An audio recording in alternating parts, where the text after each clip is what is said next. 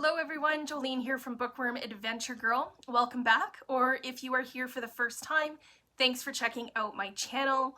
Yes, I am still at the cabin, and yes, today is very rainy and cold, so I am pretty bundled up. It's another day without washing my hair, since I am in a place with no running water. However, it is lovely to be here, and I am very excited because Kwibuka Reads Part 2 is finally ready. That's what we'll be talking about today. It has taken me a little longer to get this out, but I hope that you will think it was worth the wait. If you have not already watched Part 1 of this series, I will leave a link up top and in the description box below, as it gives an introduction as to what Kwibuka means and some foundational information if you are just learning about the genocide against the Tutsis in Rwanda, and along with some book and movie recommendations. So in today's video, I am going to share with you the 3 books that I have read so far this year during Kwibuka 27. And most importantly, I think, I am going to share a conversation with one of the authors of the books. So let's get started. So during April and half of May, I read 3 books about Rwanda, and I have a few more to go and have started them, but will share them in the final video of this series. So the first book I want to talk about is a fiction debut novel called Small Silent Things by Robin Page. Hopefully the lighting is good enough that you can see this. This novel was published about 2 years ago, and it's a good novel when it comes to understanding trauma and how it affects our lives. The dogs are having a good time. The 2 main characters are neighbors. Jocelyn is married and has a little girl named Lucy. She is living in a white world when she is not white.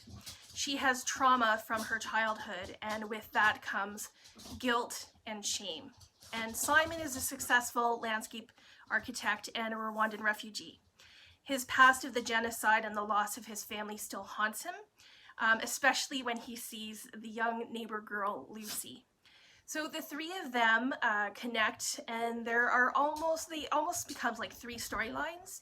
There is the storyline of their friendship, but there is also Jocelyn's storyline where you kind of get her backstory, and then what she is doing when she's not at home with her husband. And this storyline felt a little planned for me. It didn't flow naturally, and I didn't like how this storyline ended. But Simon's story is mostly internal, with his memories of his past and then his desire to possibly meet his daughter that he has received a letter from. So I liked how the 2 characters connect and what Lucy brings out in each of them, and I like how Rwanda and the genocide were brought into the story. Especially for a fictional novel, it might have been maybe easier for the author to not have talked too much about the genocide, but it is brought into the story in a very real way, and it shares some brutal realities. And not that I like the gore of genocide, I was just glad that the author didn't shy away from it. And the second book I've had on my shelf for quite some time, and I thought that I had brought it into the cabin with me, but it is either at home, which is quite a ways away, or in my car, and it is pouring rain today. So I am being a wimp staying inside, so I will put up a picture of the book, 1,000 Hills by Stephen Kinzer. This is the biography of Paul Kagame. So if you know about the genocide against the Tutsi in Rwanda, then this name is probably already familiar to you. Paul Kagame is currently Rwanda's president, but his role in the genocide and pre-genocide and ending the genocide is very significant. Reading this book filled a gap for me in my understanding of the Rwandan Patriotic Front, or the RPF, and how they got into Rwanda to stop the genocide. So the book is very well written, very well researched, and as far as I know, it doesn't paint Kagame as a perfect hero, but shows the kind of man that he is and would have to be in order to accomplish what he has accomplished in his lifetime and in Rwanda before and after the genocide against the Tutsi. This book was published in 2008, and Kinzer was researching in Rwanda for some time, and he ties together what was happening during his research, including the filming of Shake Hands with the Devil, which I mentioned in the first video. And if you are looking for some more information and maybe some history, so not only on Paul Kagame and his family and training and military experience, but also on the genocide against the Tutsi itself, then this would be a good book to check out.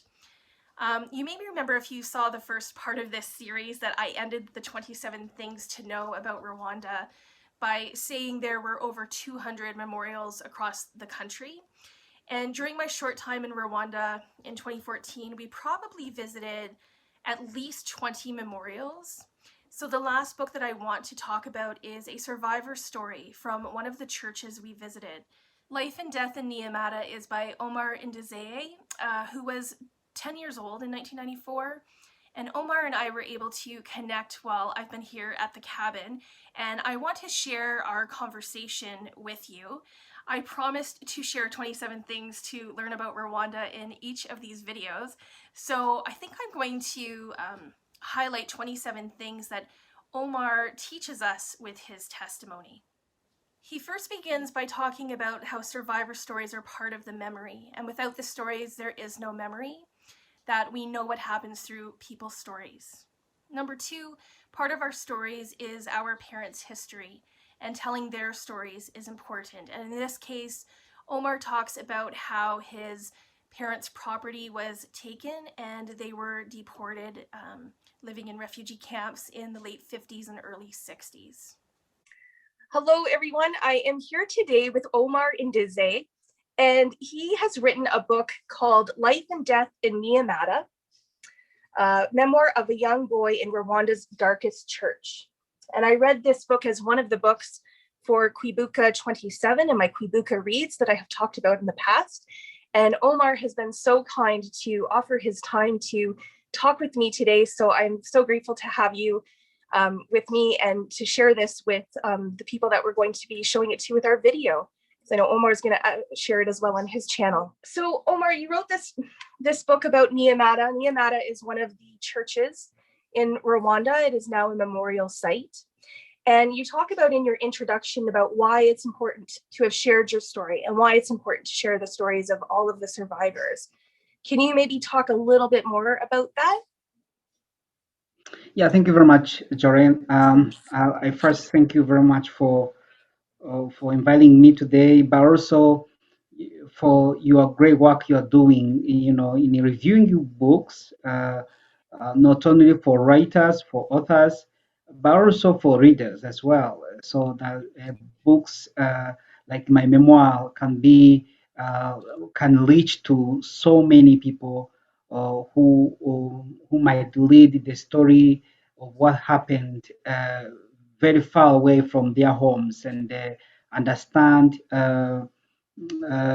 understand the history of the world, but also understand some of the atrocities like genocide against Tutsi, which happened in Rwanda. So you ask me the question, why did I say that it's important to share a story as a survivor? It's because story it's part of the memoir. It's part of the memory. Someone say that without memory, I mean, without stories, especially of survivors, there is no memory of, let's say, case of genocide against Tutsi in Rwanda, Holocaust, and the other Armenian genocide. So we know what happened in those atrocities through survivors' stories. So my story specifically was talking about what happened in Nyamata, uh, Nyamata, which is a church, but also the book itself was talking about what happened around Nyamata. So where I spent almost 1 month hiding in the bush. Omar, you were very young when the genocide started. When I say started, I'm talking about April 6th, April 7th. I realized that there were practiced killings before, that there's a whole history leading up to that. And you do talk a little bit about that in your book, and say, like, this is part of, now I don't know if I'm saying it the way you said it. You said it much more eloquently, but that it's part of that history of what happened in the 60s, what happened in the earlier 90s, like all of those things that had happened beforehand. But what was life like for you before the genocide? What was your who was part of your family? You know, a day in the life of Omar pre-genocide. What did that look like? Yeah, thank you very much, Jolene. You mentioned, you know, part of my first pages of my book, where I talked about my parents' history, especially Mm-hmm. my dad, because my dad was initially born in the northern province of Rwanda, where they were deported on the 24th of December 1959. Um, they lived in a refugee camp from 1959 to 1961. Before they were, they were given land in the Bugesera, so they were not, their land, their initial land that they had in north, they were not given back to them. So instead of, because the Bugesera, part of Bugesera had a forest, and another part was, was habited by the native of Bugesera. So I was born in that area. How did I know that? It's because it was a part of my life, as I said in the book.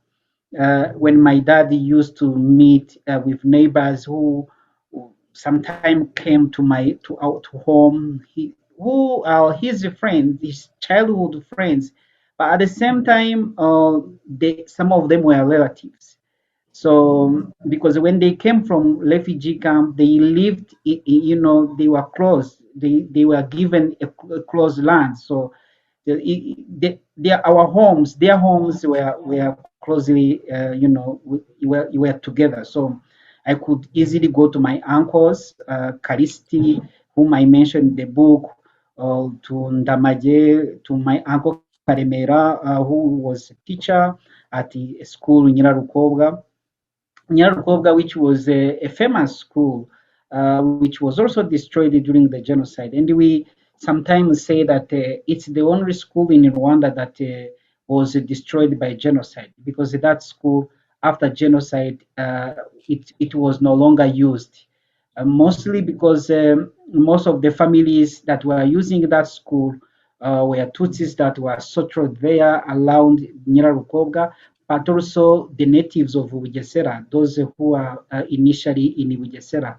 So most of them were killed, both those who were deported and those who were living in Bugesera initially. So including my father, my young brother, and part of my family who were killed in the church of Nyamata. So I'm kind bringing this story, yet you asked me my childhood. You can see how the story invites itself easily in my when in my memory. So but my childhood was a normal childhood. Our family was not part of the rich family, because part of the backgrounds, my parents had lost their properties in north, so they had to create a new life in Bugesera. So my childhood was divided between the time I would spend at home and the time I would spend at my uncle's.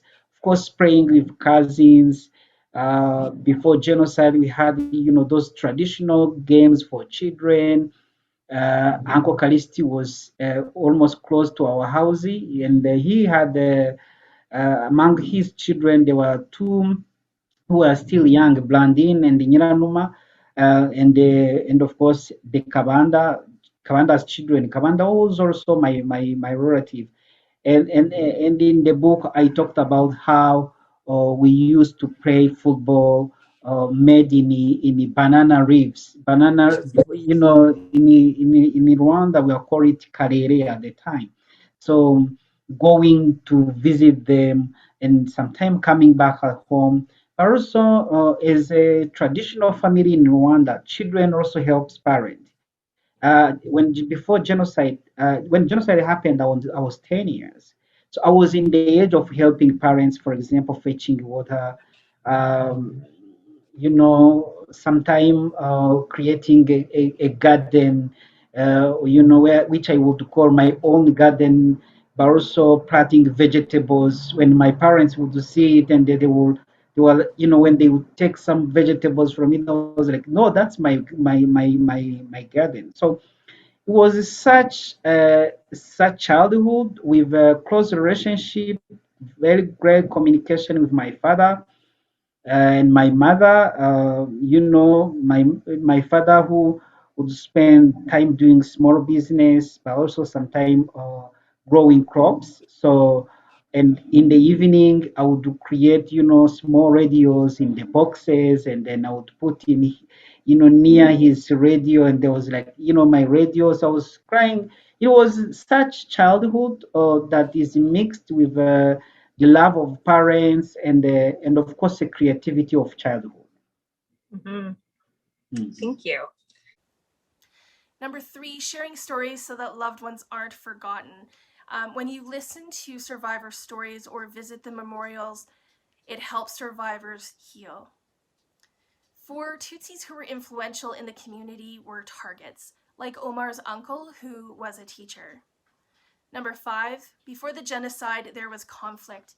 So in the 1960s and in the early 90s, people had sought refuge in churches and schools. They thought that this was similar to those times, and they were not expecting a genocide. Number 6, the Catholic Church was the most dominant church in Rwanda, and people believed that the people in these communities knew them so they would not kill them.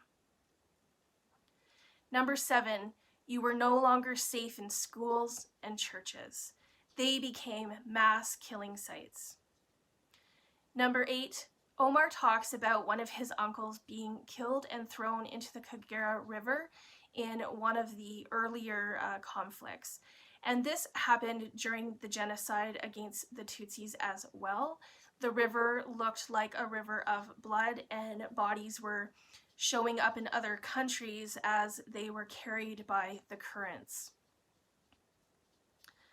Number 9, educated Tutsis were accused of being collaborators with the Rwandan Patriotic Front, or RPF, which Omar describes as the liberal movement at the time. Number 10, Omar also talks about Antonio Locatelli, who was killed in 1992, and she is buried at Nyamata. Antonia was an Italian missionary, and she was killed for saying that the government was deliberately committing political killings, and she is considered a hero in Rwanda. Number 11, there was resistance, mostly against those who were coming to take Tutsi property and animals.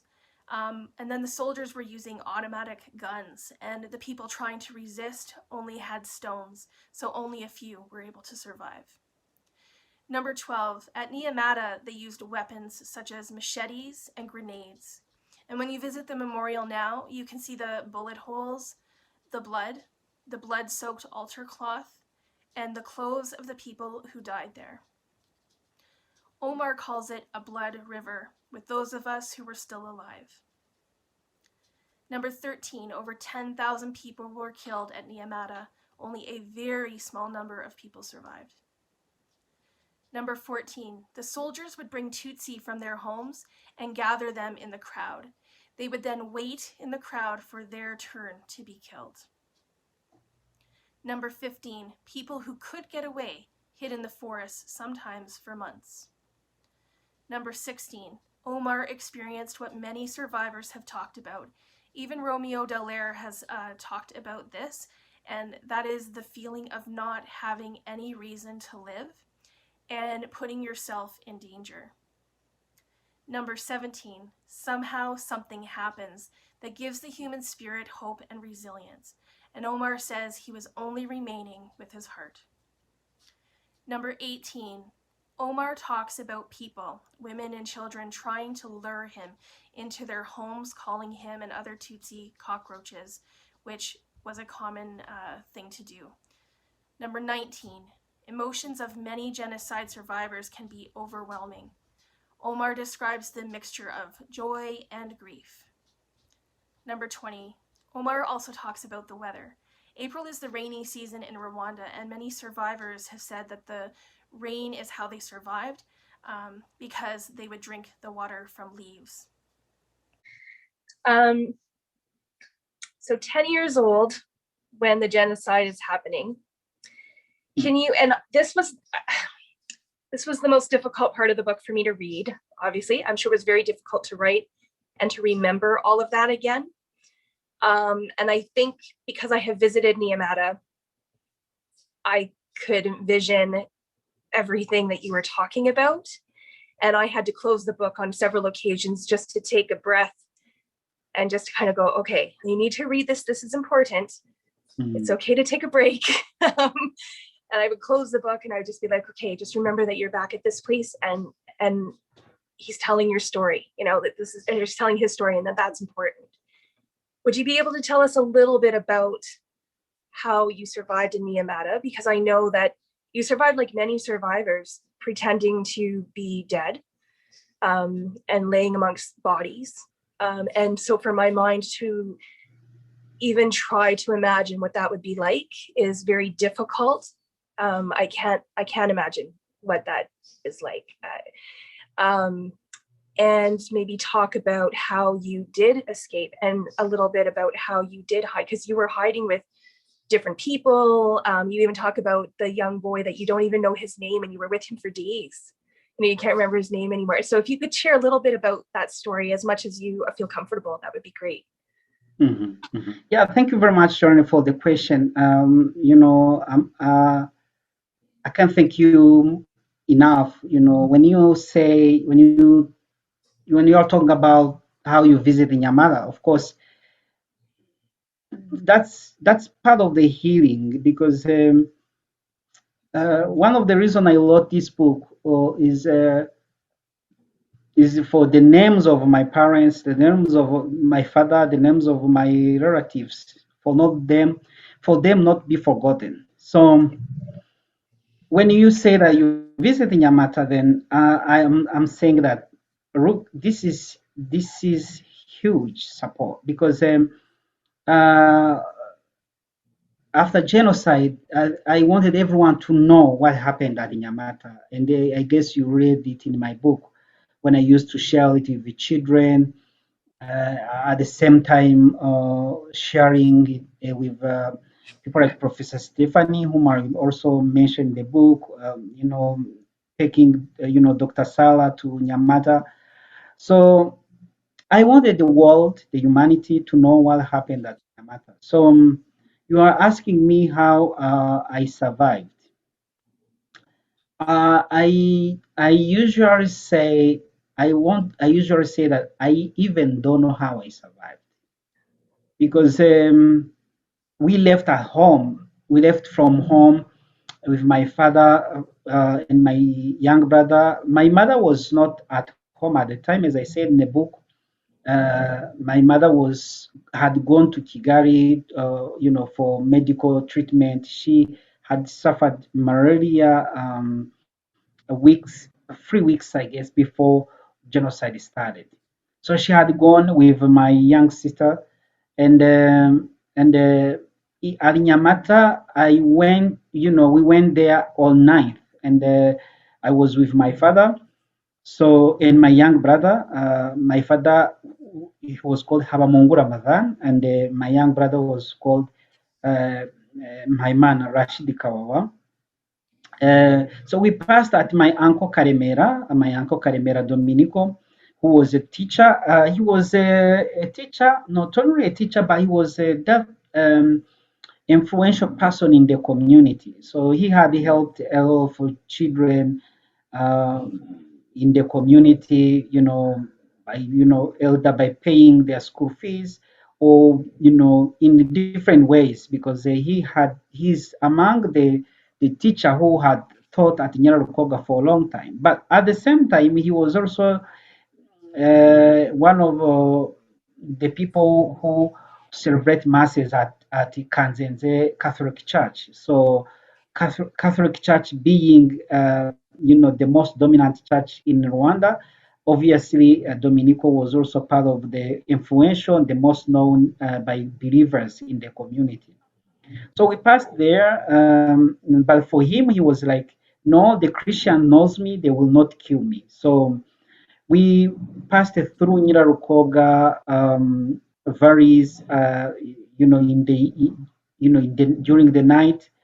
So we went to Kayumba, which I also mentioned in the book. We spent night at a man called Anakret. So there, we were expecting that genocide it was going to, we didn't expect the genocide because before genocide there were pogroms of Tutsis before, the 1960s when I lost my uncle or my uncle who was shot and his body was thrown in the river Kagera. 1992 or 1990 when they jailed Igito, whom it was mostly practically they were educated Tutsis, teachers, business people. So they jailed them, accusing them to be collaborators of Inkotanyi or RPF, which was a labor movement at the time. RPF is the current ruling party in Rwanda. So we had experienced massacres in Bugesera in 1992 when the Italian Antonia Locatelli, who was an Italian sister, went to BBC and the LFE, started to alert international community because the Bugesera is kind of an island. It's surrounded by rivers, but also the Burundi. So they had crossed the all bridges that reached to Bugesera and carried the water. So Tutsi refugees had fled to Nyamata. So this sister started to calling on international radios, raising awareness of what was happening. So they killed her. And she's even buried at the Nyamata Memorial. I guess you saw her tomb. I did, yes. So when she arrested that massacre stopped. So when my father took us to Kayumba and other Tutsis came there, we were expecting the same situation to happen. And it wasn't like that because the next morning when we went in the forest trying to build small houses in the grasses, I guess you saw that in the book when I say that at Kayumba Hill, we had uh, you know the shootings in the air by soldiers who had surrounded the forest. It was a huge forest. At the same time there were huge Tutsi refugees in the same forest. So we were learning in this in different directions. I guess I narrated details in the books for people who will see this video, who want to see some of those details when I talked about, how I lost my father. And the same time, next time I got him. So it took us long hours to reach at Nyamata, which is a short distance. It was on our side. We were seeing the city, but it was difficult to reach to the city because it's not a city; it's a small town. So what was difficult is was shootings was everywhere around the forest. So some Tutsis would go to different direction, they come back, then others take the other direction and they come back. We are trying to find a real way that is sure, that is safe for us to reach at Nyamata because then Tutsis, but also Rwandans in general, they were believing that when you go to church, you are safe. So we were trying to go to Nyamata Church at the time, which was the nearest church because others went to other different churches. So finally, we reached at Nyamata. We it was a long journey to spend to reach at the church. So on 15th and 16th, on 15th specifically, the militias, before the 15th, the militias used to attack, but also, it was a small attacks. Men would resist and they're using stones, and they would push them back. Mostly those attacks were, plunderers, those who are coming to, to take Tutsi cows and Tutsi properties. So on 15 was not the same. It was not the case because these Interahamwe Hutu militias had came with soldiers who are from Mugako military barracks, and these soldiers were using automatic guns. Then you can understand people, soldiers, government soldiers who are using automatic guns against the people who are using stones. Very small number of men, because others like us, children and the women were in Sunday school. Others cows were already full in the in the yard, in the front yard, in the front of the church. So all of this was the situation. It was a chaotic. So to cut the long story short, they finally defeated that resistance and they entered in the church. They started to cutting Tutsis, culling off their necks, their heads. But before they entered, they had thrown a lot of grenades, which had also killed a number of Tutsis. I guess when you entered in the Nyamata church, which is a memorial today, you saw the signs of blood on the ceilings. Yeah. So those blood were taken there by explosive grenades, which were intense, and the shootings, of course, and then those grenades were taking parts of human beings to those ceilings. But also, it was a mixture of. I like to say, I guess you saw also in the book.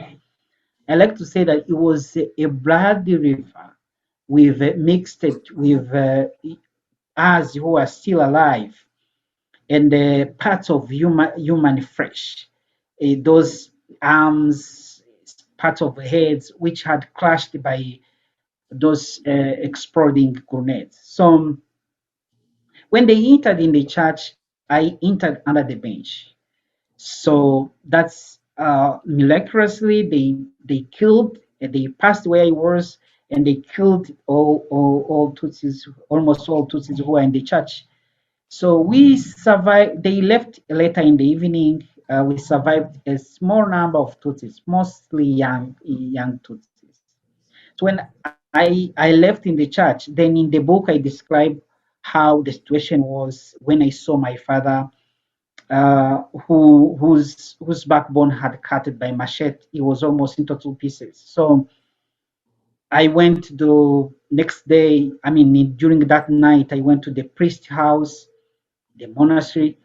So it was also the same next day. They came, they attacked.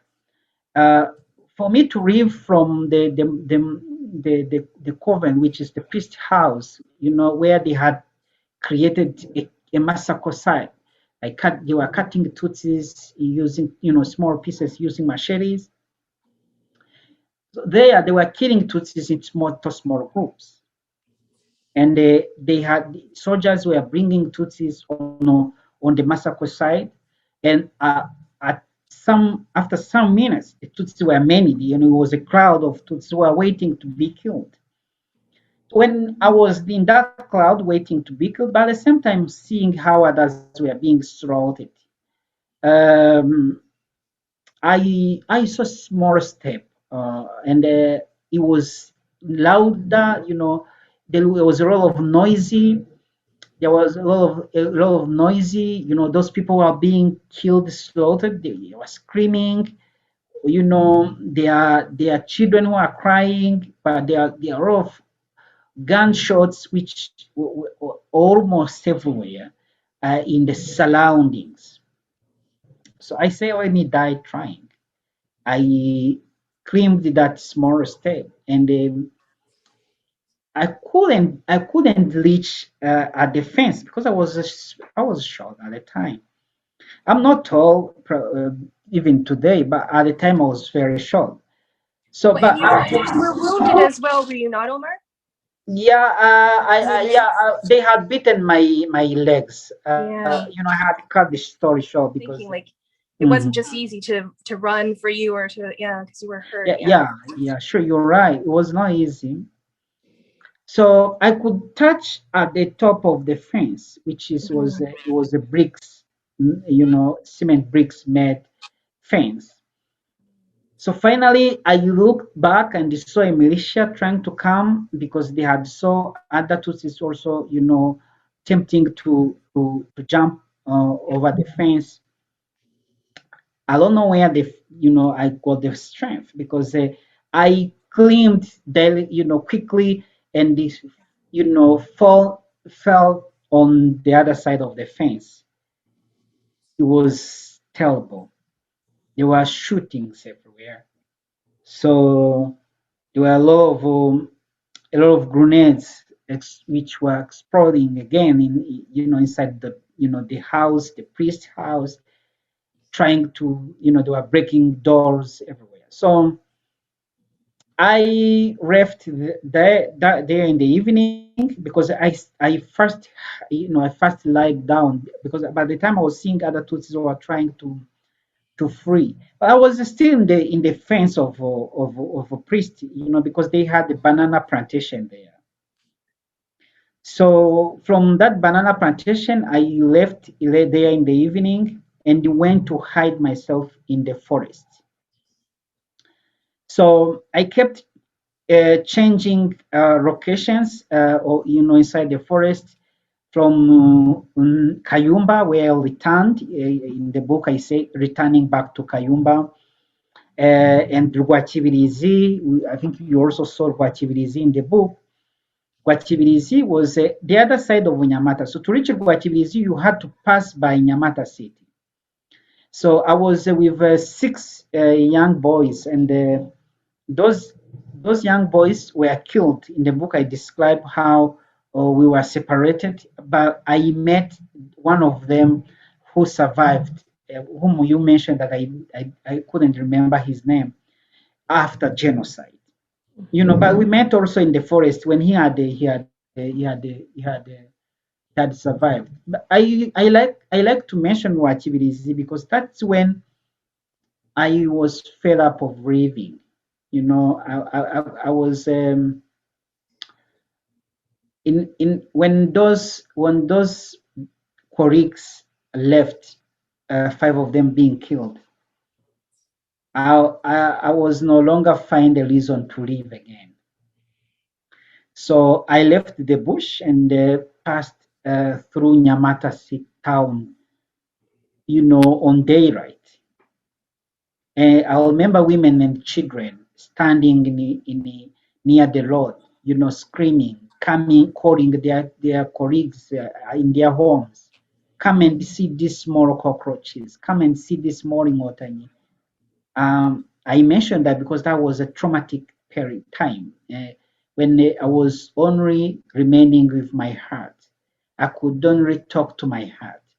And my heart, I remember my heart telling me that don't run, because if you run, these children are going to kill you with everything. They're going to kill you in a cruel way. These women are going to jump on you to stone you. I could see them. I walked until I left that cloud. That's a miracle. That's a miracle. Uh, that's why I started telling you that I don't know how I survived, because I cannot explain what happened there, for example. So I went back to Kayumba and the forest, where we were being hunted every day. They were cutting a small group of Tutsis and killing them. And those dead bodies, they were not buried. So we would come back and stay with them. So we stayed with them until the end of genocide. So on 13 May 1994, when we saw two children coming, telling us that Ingotanya around, We did not believe them until the old among us sent strong young men to check if really they are immortal. And in the book, I described the mixture of emotions, happiness and sorrow, grief, because I couldn't be happy with everything have lived. At the same time, I was happy that we will no longer be hunted. At, at least for the first time after 1 month, we are going to spend time inside the houses, not in the forest, not under the lane, which was intense at the time. Rain and sunny days. I like to mention sunny days because those sunny days were also terrible. In those who knows Rwanda, in the Rwanda it has a mixture of weather. Sometimes it's hot, sometimes it's cold. It's cool. So we lived those weather, all those weather within that period of a month. So that's how we survived. Then later we learned when those young men, some of those young men came back to telling us that yes, it's true, they are immortal. So we learned toward them. I remember it was a night. We sat behind the lines because they had formed the line, taking away the some of the traditional arms that men had, throwing them in front of them. So we were sitting behind their line, the soldiers' line, and then I'll remember that scenario. Uh, I, I was speechless. So that's how I survived. Uh, I don't know if I explained how I survived because I don't know how I survived, but at least I described how I survived. Thank you very much. Yeah. Thank you so much for sharing that story. Number 21. Omar makes a distinction that you can survive the genocide, but you can never survive its consequences. Number 22. The initiatives that Omar and many survivors became involved with after the genocide are part of their healing. And one of Omar's projects was called Don't Worry, You Are Not Alone. He also brought the idea of online counseling to the university for people who can't make it to the offices. Number 23. Omar talks about how there is a lot of history and politics about the genocide, but there's very little about the memories and stories. Number 24. Omar mentions that many perpetrators of the genocide are in exile in other countries around the world. Number 25, he also mentions gacaca trials, which is how people were brought to trial. Gacaca, if I remember correctly, means meeting on the grass. And there are no prosecutors. The trials are communally based. And this might be difficult for us Westerners to understand, but if they were to have persecuted all of the people after the genocide, it would have taken over 100 years. So the gacaca trials did also bring healing to some survivors because they could hear what had happened to their families. Number 26. Omar talks about 2 generations of dehumanization and extremism to reach the level of extermination and genocide. He says that genocide is a result of stereotypes and dehumanization. Number 27. In our conversation about forgiveness and reconciliation, Omar talks about forgiveness and reconciliation as being important, but that forgiveness is a shortcut. He explains that the work of healing from psychological wounds, trauma, and shame has to happen. And he says that this has to happen on both sides, both for survivors and perpetrators. And his words about this are very powerful. Now you're living in the United States. You don't talk about this in the book so much. But I know that you're in the United States. When I contacted you, I wasn't sure. When we were messaging back and forth, I thought, well, maybe he's still in Rwanda. I wasn't sure. but you're not in Rwanda. And I was wondering what brought you to the United States. Have you been back to Rwanda? Yeah, tell us about where you are now. I ended my books with I said ending with hope, because I say that hope is what defines surviving atrocity like a genocide. Mm-hmm. Well, of course, we survive genocide, but we never survive its consequences. Right. Um, After genocide, uh, I wanted to create hope of life, because that was the only way to come out of the deep grief and the wounded traumatic memories that I inherited from genocide. Having a mother who was fighting. I mean, I think I need to give her credit. I never talked about her a lot in the book, because this book I wanted to narrate what happened the genocide. In deep whenever I share my story, I also share heroic, time after genocide, because she did a great things to raise us. And when I reached university, I started to be active in the survivors organizations. Creating different initiatives. I think deep inside me, I was reliving that traumatic memory, because all my initiatives that I've ever, uh, initiated, along with my colleagues, survivors, especially in the student survivors organization, was centered around healing. I mentioned in the book when I closed, uh, Humura Nturi Wenyine, which was a project that I led when I was executive secretary of Student Survivors Organization in Rwanda. Uh, I led that project inspired by a survivor whom in the stadium, she she she she got emotional crisis.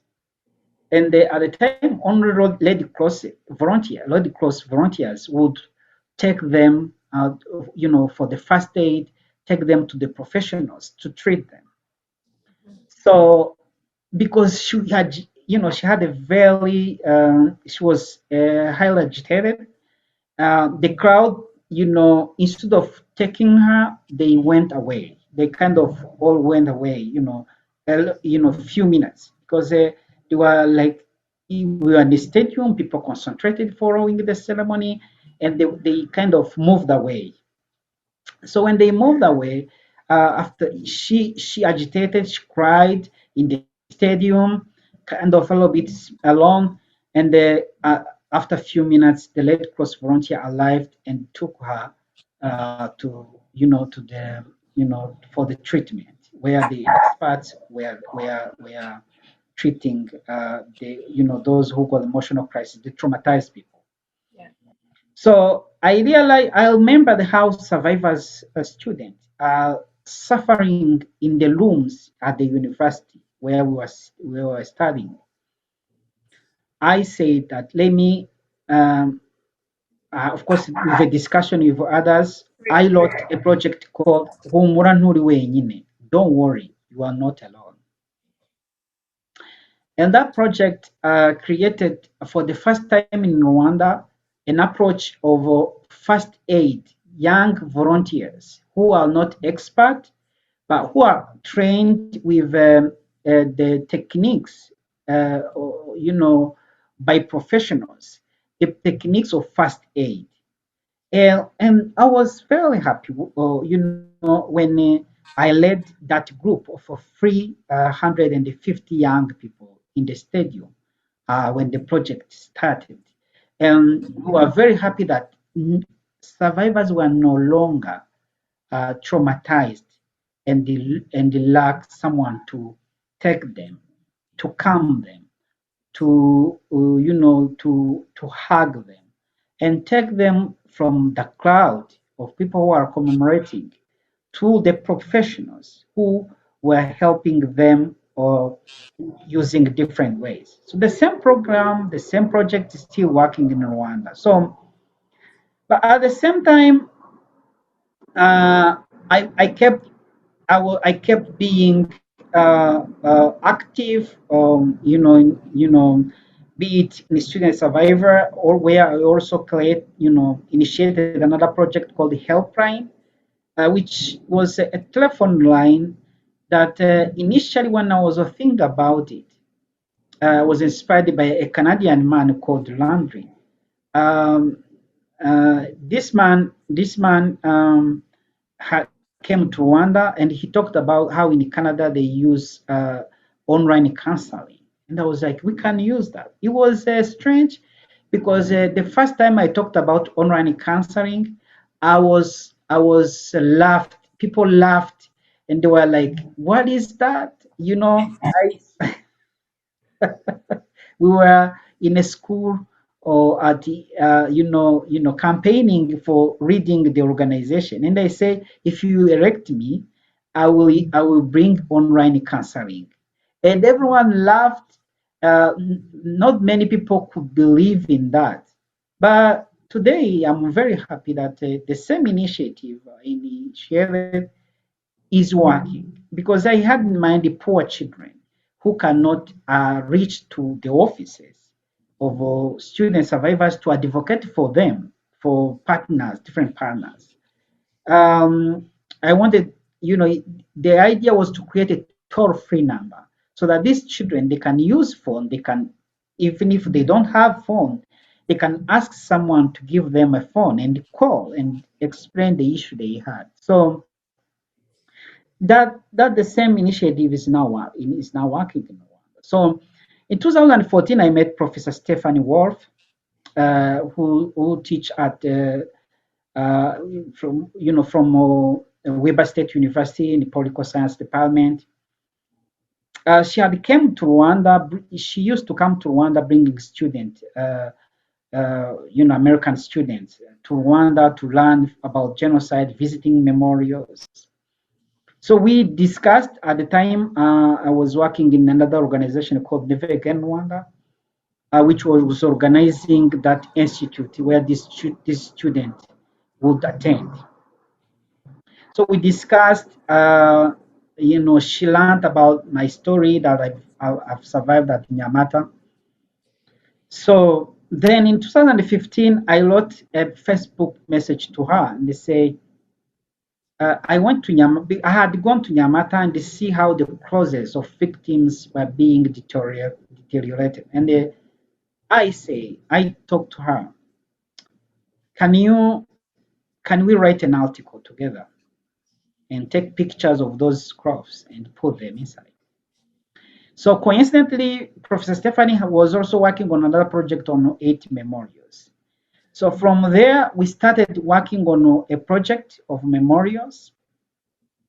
In 2016, we started visiting the memorials in Rwanda, and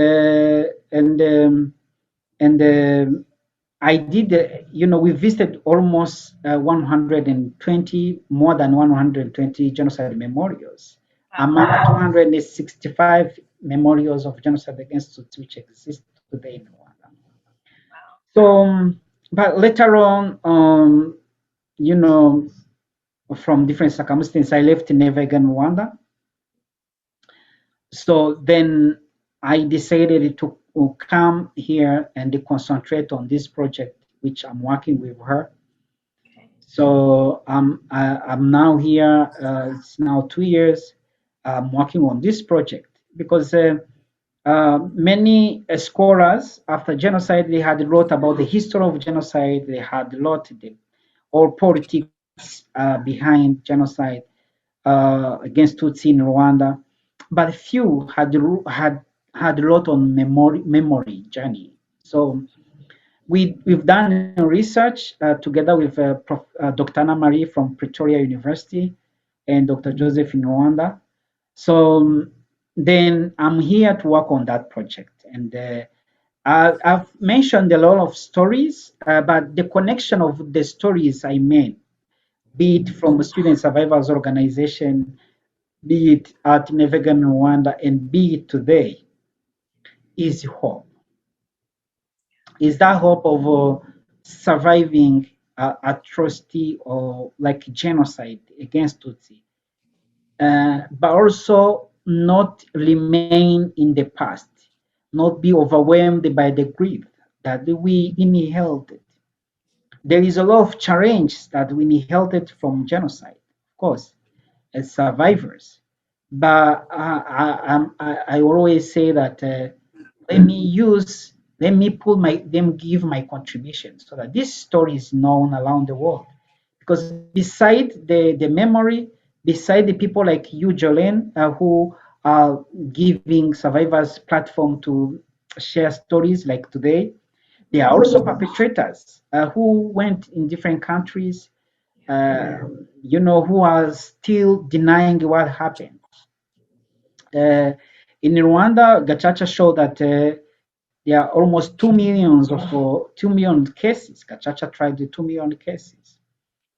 Today, some perpetrators who are in jail are coming in the community. So there are a lot of challenges, psychological challenges around that. Of course, others were forgiven, during the Gacaca process, and they are, they live in the community side by side with survivors.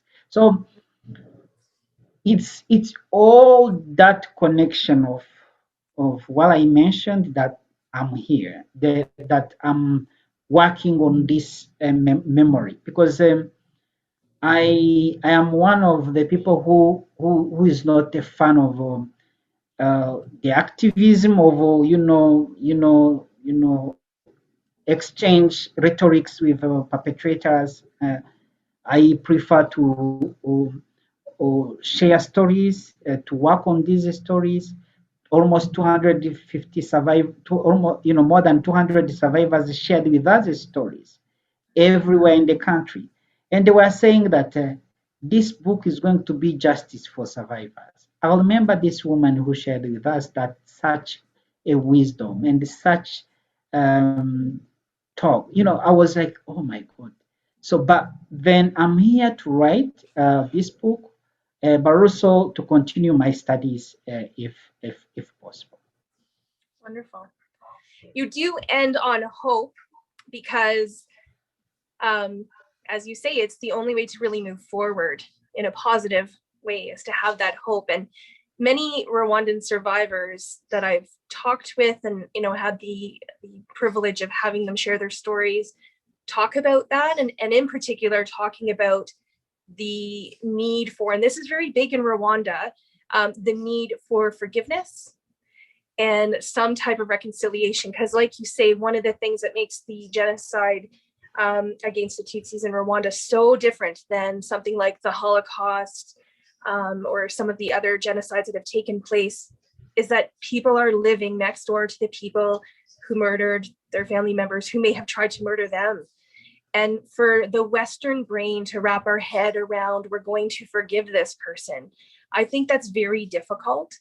And yet I witnessed that it happens.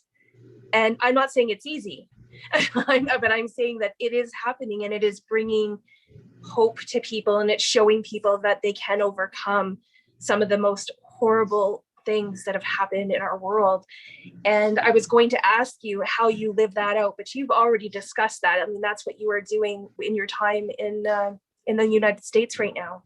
So unless there's something else that you want to add to that, and how you have forgiven, if you have forgiven the people who have tried to harm you, who have harmed many of your family members and your friends, that's not an easy thing. So yeah, so I'm not sure if you want to add to that or not. I will leave that up to you. When atrocities like genocide happen,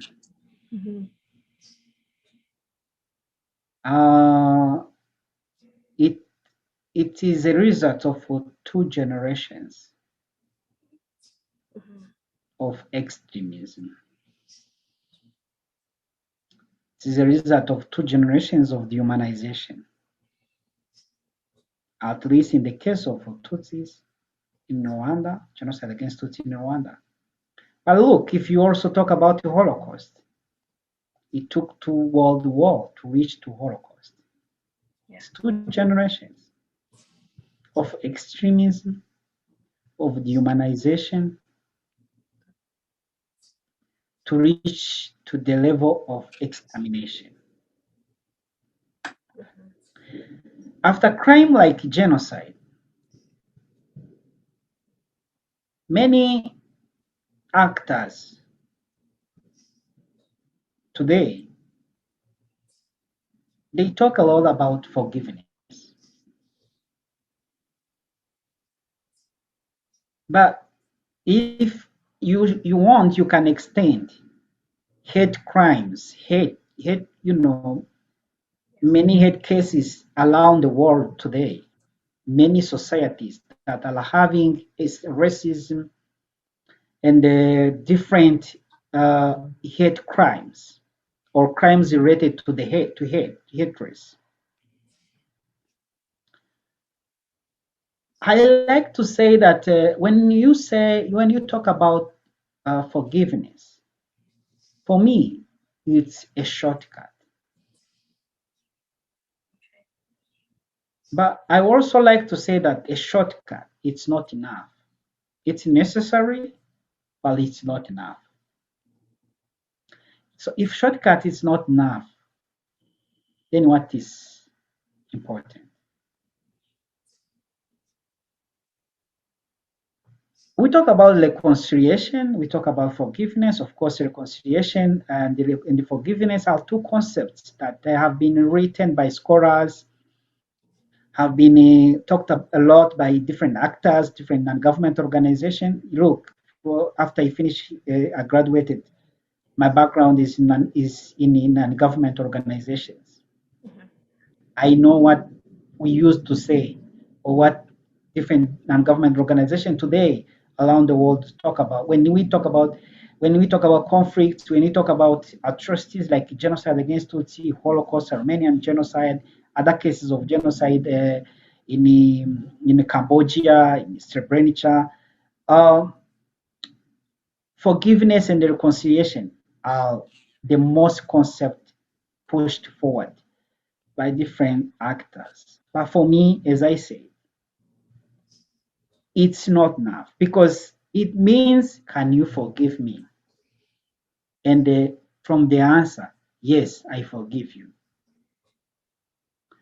But behind these 2 words, there is a huge amount of wounds. There is traumatic memories. There is a shocks, psychological shocks. There is a shame associated to the perpetrators and their family. So genocide is a result of dehumanization. Genocide is a result of stereotypes. Genocide is a result of laboring. Then when you cover all those wounds, all those shame, all that shame and those things, you are covering them together with all that process that led the society to reach to the genocide or to the conflict related to the hate and the racism and everything. In my experience, I've seen healing helping more. I can say that forgiveness, it's important, reconciliation, it's important, but they are not enough when they are not accompanied by healing. Because it's by healing spaces that we treat the psyche of survivors. It's by healing process that we address the psyche of perpetrators and rehabilitate both sides uh, from the dehumanized survivors, telling them, look, you are human beings. There are a lot of dehumanizing words that you had in your words. Tell us that. And they externalize all those they've heard. Then they became resilient. It's with that process that survivors became active citizens of society. But also perpetrators, it's that process that rehabilitate the identity crisis from their children. Remember, their children, they didn't commit crimes, but crimes, they inherited crimes, shame, shame related to crimes of their parents. We are all proud of our parents. We are all proud of our families. It's part of our ego. But when our ego is not maintained, it creates future problems. So I've seen groups helping, individual therapy helping. I've seen psychoeducation helping, especially for young people. Coming back to your question, I like to say, for me, I don't know who those who killed my father or my family, because we were in the church. It was a cloud of Interahamwe, it was a cloud of soldiers who came. That's for me. I prefer the healing process, so that, and I understand what happened exactly. Then I became resilient. But at the same time, working at Never Again Rwanda helped me to also work with perpetrators' family, for example. The returnees' family, who never talked a lot when people talk about genocide against Tutsi in Rwanda and the Rwandan society, those who lived in exile for a long time. I've met more identity crisis associated with this, especially within the children. So I like to say that help, listening to perpetrators' children, for example, when they express the shame associated with what their parents did, uh, helped me, of course, shaped me, in a way. Helping survivors from when I was still in the Student Survivors Organization, when I was highly involved, in supporting survivors, shaped me, because then I said, I'm not alone. So, um, for the first time I met a perpetrator, I was interviewing him during the baseline survey. That was a that was a terrible memory, because this man, I could see him, we could see each other, but between me and him, there was a long journey that I suffered. I could see everything in his eyes. But in a way, it helped me also to also understand that diversity of a society. But I would recommend to finish that it's true. Forgiveness, reconciliation process helped our society. Gachacha helped our society. Healing is helping the society. I would say that the whole world today needs healing process. Different students in different universities, they need to sit together and talk about their griefs without judgment, without the emotional behind. Also with a listening heart. So that's what I want to conclude with. And of course, I'm still hopeful that tomorrow is going to be better, because everything is designed by our mind. It's a fear that push intellectuals. Actually, genocide is a crime of intellectuals. Fear that push intellectuals to define lines and the boundaries that enable them to push away other people they had defined in a way they are defined out of a society.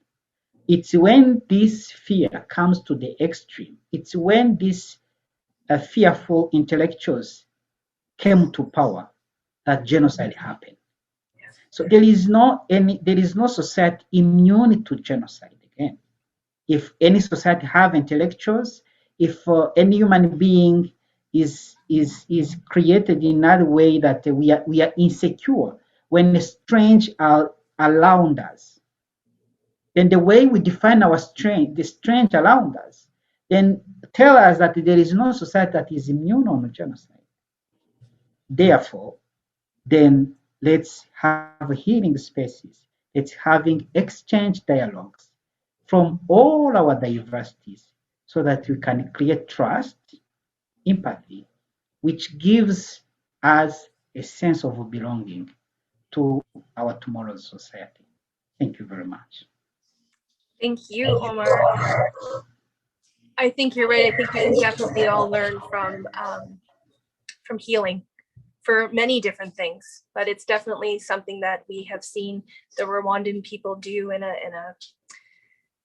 very difficult circumstances, but they have been doing it in a beautiful way as well. So for those who are watching the video, I will be putting a link to Omar's book in the description box below, and also a link to Omar's YouTube channel, so you can check out some more videos. Omar was sharing with me that he has other survivors telling their stories so that those stories don't get lost. So I think that that's an important piece of what we're doing today. We want to make sure that those stories stay alive. And I'm so grateful that you wrote this book. I was so happy to find out about it. So I had actually purchased the book, and then like 2 or 3 days later, our mutual friend Martin, I had asked him, I said, what are some books that you would recommend? And this was on the list. It was the only English one on the list. And I said, I already have that. It's arriving in the mail tomorrow.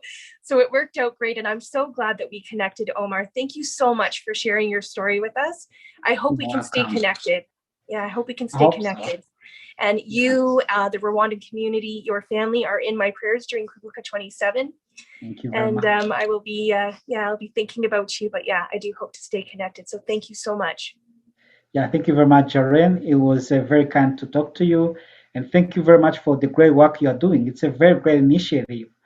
I would like to say that the vehiculation of ideas and the channeling ideas is something that many societies in Africa are still learning. And the fact that you are having book reviews from different continents, from different diverse people, you are repairing the humanity. Thank you very much. Good. Well, thank you. Thank you.